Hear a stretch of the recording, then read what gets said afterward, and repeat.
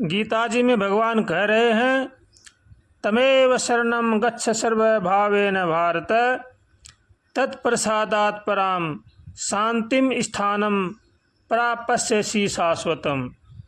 हे जीव, तू सर्वभाव से उस ईश्वर की शरण में चला जा। उसकी कृपा से तू परम शांति को और परम पद अविनाशी को प्राप्त हो जाएगा। भगवान गीता जी में कह रहे हैं और रामायण जी में भगवान कह रहे हैं, ईश्वर अंश जीव अविनाशी, चेतन विमल सहज सुख राशि।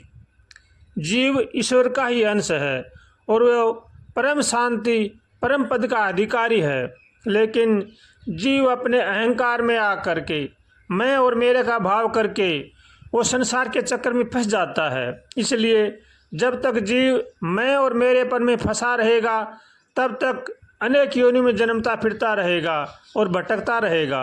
मैं और मेरापन का भाव जिस दिन जीव का मिट जाएगा उसी दिन वो भगवान के परम पद को प्राप्त हो जाएगा। ऐसा भगवान गीता जी में उपदेश दे रहे हैं। मनुष्य जीवन का परम लक्ष्य आध्यात्मिक आनंद की प्राप्ति है। आध्यात्मिक आनंद परमात्मा में ही है। अतएव परमात्मा की प्राप्ति ही मनुष्य का परम लक्ष्य है। हर मनुष्य मात्र का यही उद्देश्य होना चाहिए। इस उद्देश्य की सिद्धि के लिए शास्त्रकारों और महात्माओं ने भी अधिकारी के अनुसार उनके अनेक उपाय बताए हैं, अनेक साधन बतलाए हैं, परंतु विचार करने पर उन समस्त साधनों में परमात्मा की शरणागति के समान सरल सुगम सुख साध्य कोई भी साधन नहीं है। इसलिए हर जीव को चाहिए कि वह भगवान की शरण में होकर के भगवान का भजन करे। सभी शास्त्रों में सभी महान पुरुषों का यही कहना है कि जीव अगर भगवान की शरण में होकर के भगवान का भजन करता है तो वो अपने परम पद को प्राप्त हो जाता है। अगर ऐसा नहीं करता है तो संसार के चक्कर में भटकता रहता है।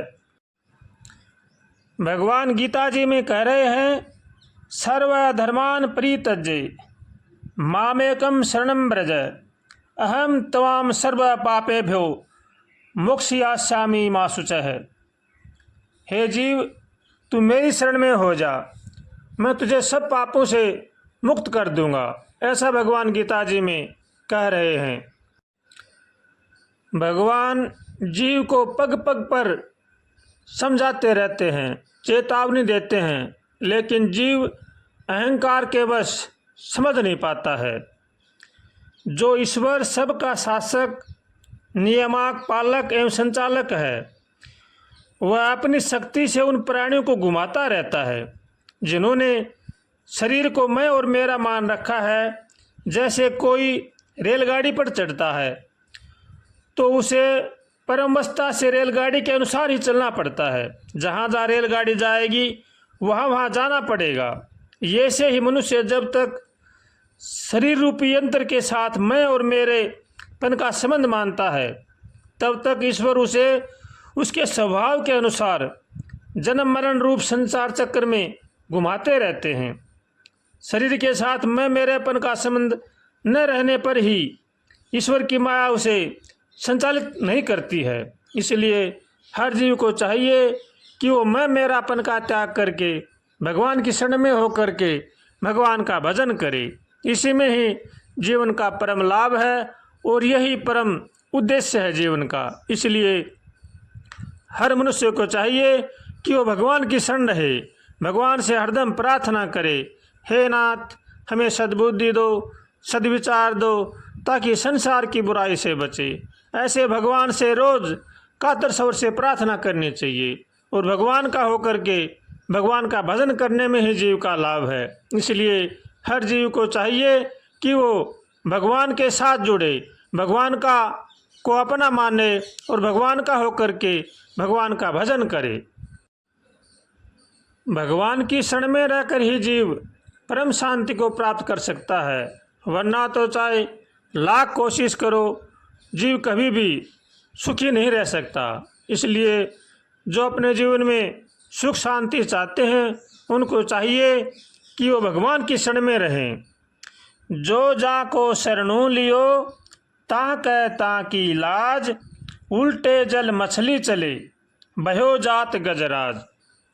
मछली होती हो पानी का जीव है, वो पानी के शरण में रहती है, तो पानी भले ही सही किधर भी बहता हो, मछली उसमें डूबती नहीं है। और हाथी इतना बड़ा है फिर भी वो जल में डूब गया, क्योंकि मछली जल के शरण में रहती है।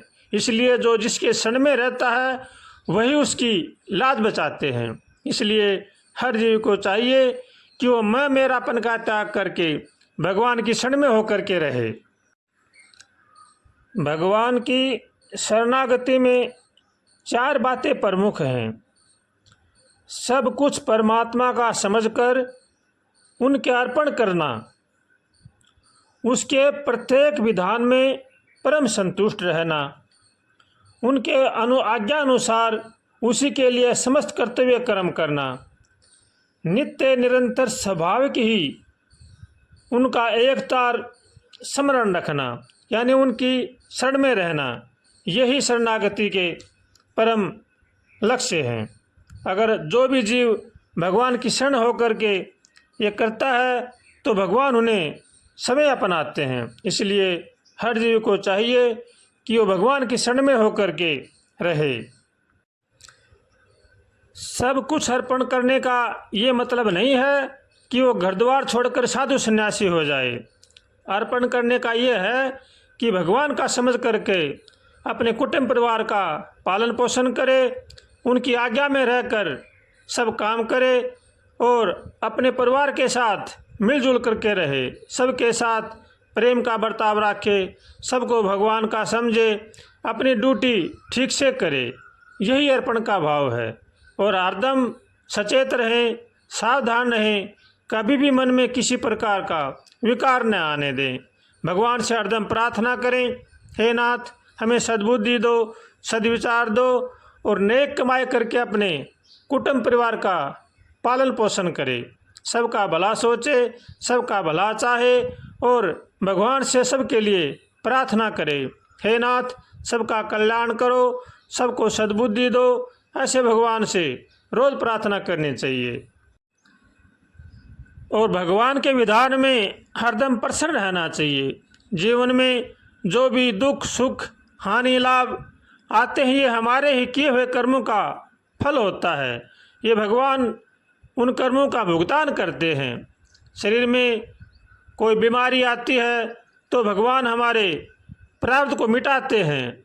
ऐसे भगवान से हरदम प्रार्थना करें और जो भी हमारे जीवन में दुख सुख आए उनमें भगवान का प्रसाद समझ करके शांति से भगवान का भजन करें।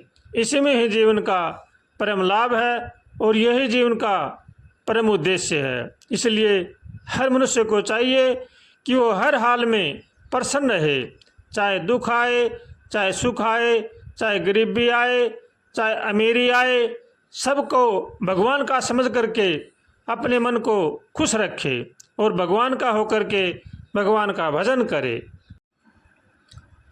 कुलम पवित्रम जननी कीर्तार्था वसुंधरा पुण्यवती च तेन अपार संवित सुख सागरे सस्मिन लीनम परेम ब्रह्मणि यस्य चेत है।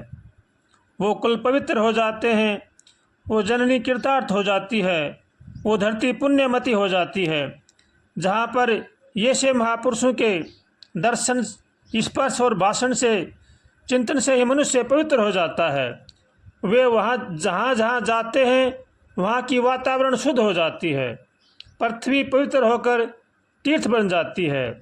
ये से ही महापुरुषों का संसार में जन्म लेना सार्थक है और धन्य है। ऐसे संत महापुरुषों के दर्शन करके पृथ्वी धन्य हो जाती है। जो मन कर्म वचन से भगवान के होकर के भगवान का भजन करते हैं, किसी के साथ छल कपट नहीं करते हैं, किसी का भी बुरा नहीं चाहते हैं, सभी का भला चाहते हैं, ऐसे महापुरुष होते हैं। उन महापुरुषों के दर्शन मात्र से ही जीव का कल्याण हो जाता है। ऐसे संत महापुरुषों के पास भी आकर जो जीव अपना कल्याण नहीं कर सकता है वह बड़ा ही अभागा होता है। इसलिए हर मनुष्य को चाहिए कि वो जिन भी महापुरुषों के पास जाते हैं उनकी बातों को सुनते हैं, उनको अपने जीवन में उतारे और उन पर चलने की कोशिश करें और अपने को अधोगति में नहीं पहुँचाए है। हर मनुष्य का ये कर्तव्य है कि वो भगवान की शरण में होकर के भगवान का भजन करे। मनुष्य जन्म बड़ा ही अनमोल है, ये बार बार नहीं मिलता है, इसको अधोगति में नहीं पहुंचाना चाहिए। भगवान की शरण में होकर के भगवान का भजन करना चाहिए। श्रीमन्नारायण नारायण नारायण हरि, श्रीमन्नारायण नारायण नारायण हरि, श्रीमन्नारायण नारायण नारायण हरि, श्रीमन्नारायण नारायण नारायण हरि।